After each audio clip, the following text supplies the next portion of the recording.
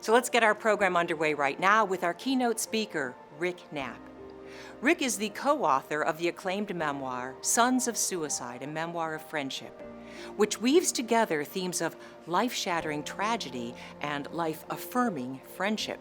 Rick and his co-author David met in high school and quickly learned that they had a unique bond over a very life-changing secret, the deaths of each of their mothers to suicide. They were able to bond over their feelings of loss and developed a lifelong friendship. Rick moved to the Cleveland area with his wife Ellen from Princeton, New Jersey in 1993 and is proud to continue to call Cleveland home. Let's turn now to Rick and his story of strength and resiliency. Thank you, Lori, and thanks to Life Act and to all of you for coming today. I want to share a story. It's my story and it's a little bit difficult to share. I was 14 years old. We lived in Kettering, Ohio, a suburb of Dayton. And one weekend, my mom was going away to a hotel in downtown Dayton for a little bit of rest and recreation. And my dad and my sister and I went to pick her up. We drove in our white Rambler to the parking garage next door to the hotel. And Dad said, well, I'm going to go and get Mom, just wait here. So we waited in the car. We waited what seemed like an awfully long time.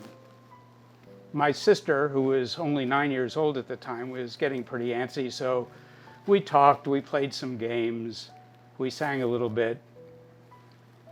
And then some man came to the car, someone we didn't know, confirmed who we were and said that Dad would be out in a short while. Well, a short while wasn't very short. It seemed to take a long time. And my sister, even more anxious and antsy about being there in the car, having nothing to do. So we played some more games. I told her, well, Dad probably is having to help her pack, or maybe they had a problem checking out of the hotel. But it was an awfully long time. We played games, we sang. We counted how many blue cars were coming into the parking garage. And then I looked out the left window of the car, and I saw walking down the ramp my dad and our rabbi. And I knew something was terribly, terribly wrong. My mother took her life just a few weeks before her 40th birthday. I can't tell you exactly what my feelings were at the time. I don't think I could recognize what those feelings were or enunciate them clearly. Certainly a sense of great grief, a sense perhaps of abandonment, sadness. But I really had no one to talk with. My sister was pretty young. We'd talk once in a while about Mom's death. My dad, who was going through his own grieving process and probably felt some guilt about his wife taking her life and some stigma around that notion of suicide.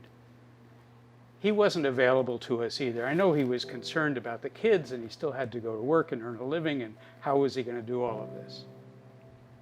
Mostly what I remember from that time is being in a deep fog, a fog that I couldn't see through completely. And what I remember is that some things seemed like they were in slow motion and others rapid speed. Now I want to fast forward 2.5 years. Dad got remarried. He had a new job. We moved from Dayton or Kettering to a suburb of Washington, D.C., where his new job was. And we were there for about a year when he had an opportunity to go to Hawaii to coordinate a study for an unknown period of time. So we all moved to Hawaii. And then in March of my senior year, 7 months later, we wound up moving back to Maryland. It was quite interesting, and I called the school that I'd gone to as a junior to find out where I needed to pick up the bus to get to school, and they gave me directions. And I stood at the assigned corner, got there a little bit early, and saw a teenage guy standing at a corner across the street, and then a few other teenagers kind of gathering around there. And I said, yeah, I wonder if I'm in the wrong place, until I heard a voice cry out. He said, "Are you going to Duval?" And I said, "Yes." And he said, "Over here." He probably thought I was a real idiot. I wound up sitting next to David on the bus. We talked a little bit on the way to school and home from school. Turns out we had quite a bit in common. We were both born in New York City. We were both baseball fans. He was a Dodgers fan, and I was a Yankees fan at the time. But I have to tell you, I did convert to be an Indians fan. And we would talk a little bit about what was going on in school. We'd meet at his house, his aunt and uncle's house, where he was living at the time. And within about 2 weeks, he had revealed to me something very personal. He was reluctant to even say it, and I was equally reluctant to respond. His mother had taken her life just a few years earlier when he was 13. Well, needless to say, that created a great bond. Here was someone who had been through something very similar to what I had been through.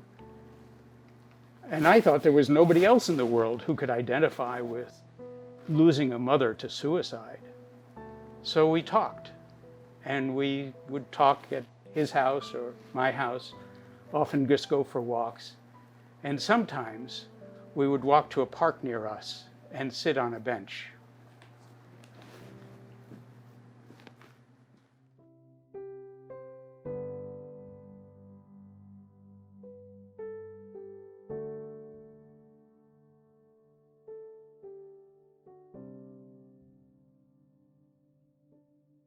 So we'd sit on the bench, and we'd talk about a range of things, about baseball games, about school, about our plans for after we graduated.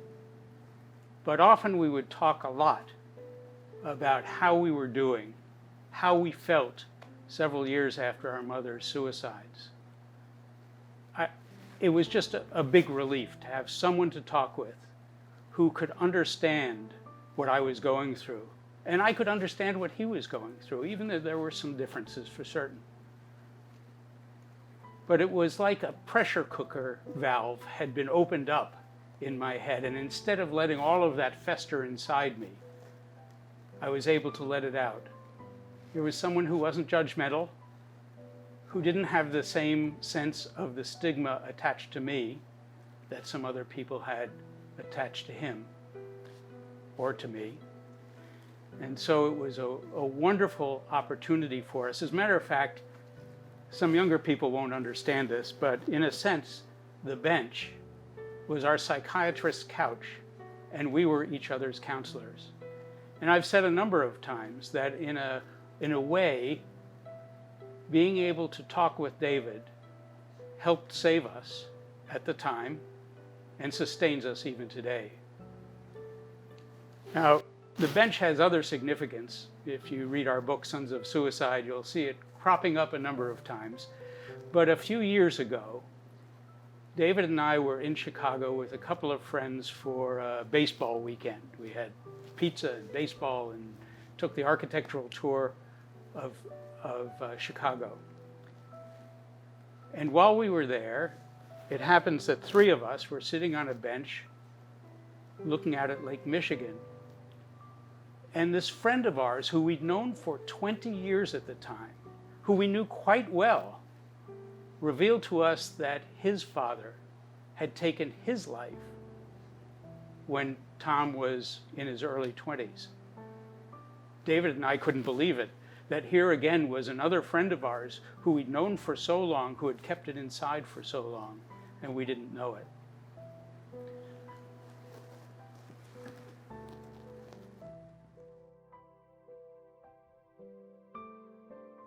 Now, lest you think that this is all old news, let me tell you another story. A couple of years ago, we were in Shaker Heights at a dinner party given by some friends of ours. There were 4 couples there. And before dinner, the 4 men were standing around having a drink. And one of them said to me, "Well, Rick, what have you been doing since you retired?" And I said, "Well, retirement's great. I spend more time with the family. We've been able to do some travel. I do some volunteer work with some organizations around Cleveland. And I've been writing a book." And of course, the natural question was, "Well, what's your book about?" And I very briefly described it. And one of the gentlemen standing there said, Well, that's really a coincidence. My father took his life when I was in my early 20s. Well, the subject matter changed. Our host said, Rick, I'll bet you once your book comes out, people will come out of the woodwork telling you their stories.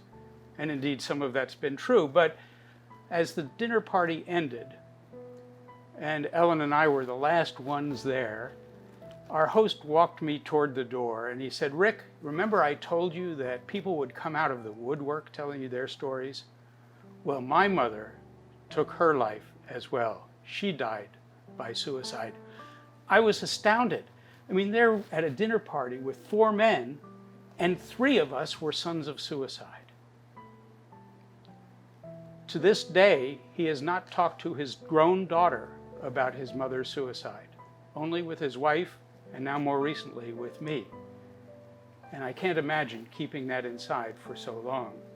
That's one of the reasons why I so admire the work of Life Act and so appreciate its value to help young people identify in themselves and in their peers the kinds of behaviors or attitudes and emotions that may indicate some emotional problems or even suicidality, and then connecting those people with the resources that can really help them. There weren't many of those resources around when my mother died by suicide. So if I could offer a piece of advice to you, to any of you who have experienced some kind of traumatic event, who are distressed about anything, and especially the young men out there who tend not to open up very much, my suggestion would be find someone to talk to. It could be a teacher, it could be a clergy person, it could be a counselor or a psychologist, or if you're lucky, it could be a good friend like I found. But talk to someone. Now, last December, the Cleveland Playhouse staged a one-person play called Every Brilliant Thing. It was a terrific play, and Life Act actually sponsored one night of it. The premise of the play was that the character had a mother who was depressed, chronically depressed. And in order to cheer her up, and probably to keep himself positive too, he started making a list of wonderful things in the world. And when he was young, it started out with simple things like an ice cream cone or a flower. But he kept that list going for years. And it got more sophisticated. And he got up to 100 and then 1,000 brilliant things. Well, his mother eventually took her life. He became depressed over time and even considered suicide. But he kept that list going. And that list reached over 10,000. So I have 2 requests of you tonight. When you came in, you were given an index card. And I would like you to write down on your index card a brilliant thing, something that is just so wonderful about life, about being here, even in an environment where we're battling COVID and we have to maintain social distancing and our lives are upended. There still are things out there. I'm going to write down right now fireworks, since they're coming later. And then I'd like you to give this to someone who's going to be standing at the exit to the drive-in theater tonight as you leave. And a few of you will have a little blue dot on your card. And those of you who do, we're pleased to give you a copy of our book. Now, the other thing that I'd like to ask is a personal favor. If this were live, if we were at the zoo for the walk into the light, I would entertain questions from you. I'd stick around afterwards to hear your stories. But since that's not possible, what I'd like to do is ask you to contact me. Here's the email address where you can do that. sonsofsuicide2020@gmail.com. sonsofsuicide2020@gmail.com. And I'll be glad to respond to what you send me. Finally, I want to leave you with some words of wisdom from that great philosopher, Mr. Rogers, Fred Rogers. And thank you all very much.